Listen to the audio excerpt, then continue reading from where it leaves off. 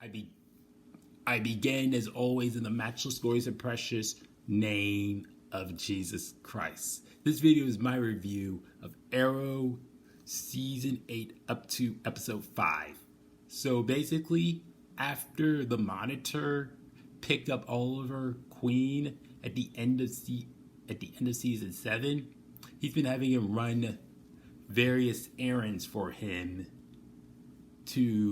in preparation for the upcoming crisis.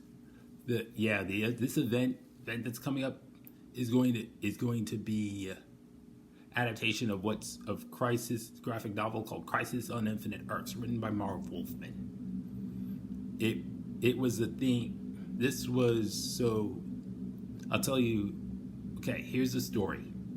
The multiverse is guarded by the Monitor, whose powers are related to positive matter. But his villainous twin, the Anti-Monitor, guards the antimatter universe and realizes that his powers can increase if he destroys the positive matter universes and proceeds to destroy the entire multiverse. To stop him, the Monitor is pushed back and knocked into a coma. In awakening, the Monitor realizes that the multiverse has been cut down to just the universes seen before, up to that point: Earth 1, Earth 2, and Earth 3. And in a panic, he gathers a group of heroes from the Earths of the remaining universes and sends them to hold back the Monitor's minions. The series climaxes with nearly or almost all of the characters who ever got their own series, including their teammates, their sidekicks, and the proverbial kitchen sink, ganging up to defeat the Anti-Monitor. There's an explosion.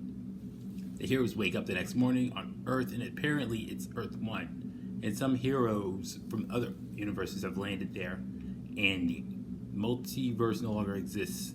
Everyone remembers the heroes, even the ones from the other Earths, and the heroes remember the multiverse. And it looks like it was just a dream, but then the Anti-Monitor tries to destroy reality one last time, and the Superman from Earth 2 just punches the Anti-Monitor so hard he ceases to exist. And then there's another explosion. Nobody remembers the multiverse except for some pirate who winds up in Arkham Asylum talking about how worlds lived, worlds died, and nothing was ever the same. This was the thing this was the event in comics that rebooted the whole entire DC universe, all of DC Comics.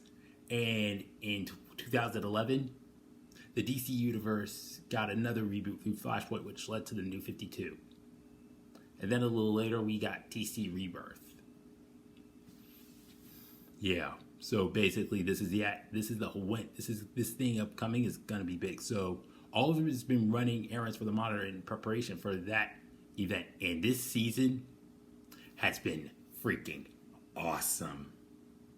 I love how each and every episode has been some sort of callback to the previous seasons.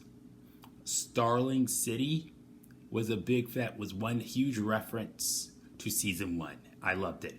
Oliver, we have references in particular to the series premiere and the season 1 finale. Oliver's on Earth 2, Starling City, and he stopped where Adrian Chase is Green Arrow. Tommy Merlin is a Dark Archer, and he's trying to nuke the Glades via Dwarf Star because of Dia's death there due to vertigo. Oliver succeeds in talking him down, but unfortunately, Earth 2 is destroyed. Sadly. Oh, in the flash forwards, we have Mia, William, Connor Hawke, and Zoe facing off against the Destro Gang, led by Connor Hawke's big brother, JJ, aka John Diggle Jr. Yeah. So, in episode 2,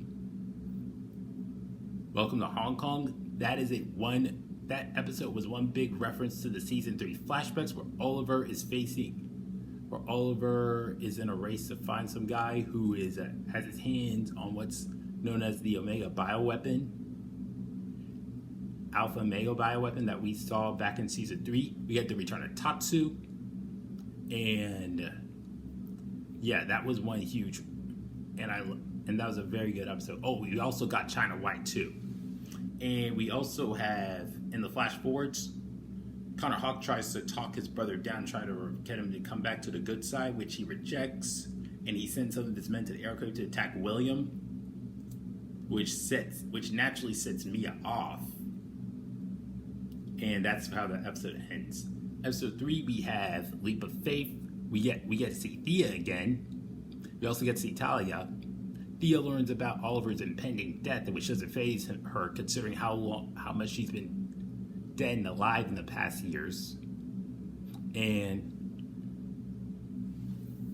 we also have them both fight against Talia and her Thanatos Guild, and we get to see Nanda Parbat, which obviously means that this episode is one big reference to the present day storyline of season 3. Yep. And it ends with Oliver, with Talia being given an offer by Thea to create a new league, which will help make the world a better place in a conventionally heroic way at the end. Oh, and Thea learns about her newborn niece as well. Speaking of her niece in the flash forwards, Mia comes up with the idea to attack the Deathstroke gang alongside Connor, Zoe, and William, and it goes badly. It ends with Zoe dead at JJ's hands, and Connor trying to kill him, not unlike how Diggle killed his villainous brother Andy in season 4, and then the three of them are transported to the present day. Wow, I did not see that coming. I saw pics of Mia in the present, but I thought that was going to happen in the future, a little later in the season. But anyway, wow. Episode 4 is named. Episode 4 is called Present Tense, and that episode was one big homage to Arrow season 2, and we have with the Grant Wilson and the Deathstrokes invade Star City. We even have one small callback to the season, to episode 22, Streets of Fire, where one of the captured Deathstroke guys, induced with Mira Cruz, says, "What time is it?" Some of the other guys tell him what time is it, and they say thanks. We see that in that episode as well. And Oliver, Renee, and Diggle learn about how decadent Star City is in 2040. They learn about how Zoe was dead. Renee's there as well, and he finds out his daughter's dead in the future at that point. Diggle finds out his biological son has turned to the side of evil, and yeah. And this comes after a few minutes of trying to put up a facade or trying to lie. That didn't go well. So yeah, they basically the gang takes out Grant. They take out Grant Wilson, who will eventually train JJ into becoming the leader. So basically, this was more something of a bonding moment for Oliver has with both of his children, and it just feels like John Diggle was a little bit cold towards Connor Hawk, but then again, he hasn't adopted him yet. So, and learning that his adopted son goes evil, but keeping that from him understandably shakes him, and it just causes a coldness towards Connor. So, anyways, the next episode, Parchenos, is one huge reference to the season 5 flashbacks where they go, Oliver and co. go to Russia, and we see them go to Russia. Then we meet Anatoly again, and basically Oliver just learns not to be an overprotective father.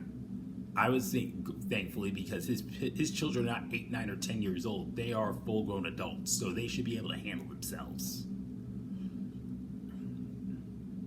Yeah, and we get a callback. Specifically, we get to see Mia have to fight past all these people to get the bell. And seeing them, Oliver and Mia, in a cage match was pretty awesome. And all the training moments they have together, those are pretty great. Those were pretty heartwarming and great to see. It's great to see Oliver getting to bond with his daughter. This season of Arrow has been freaking awesome. As I said before, every episode, it's been awesome. I can't wait to see what happens next. I will be giving my review on the 6th episode very soon. All right, that's all for this video. Oh, hold on. Like and subscribe. And again, I have a Patreon. If you guys I would love it if you guys would support me on Patreon by becoming a patron. All right, now that's all for this video.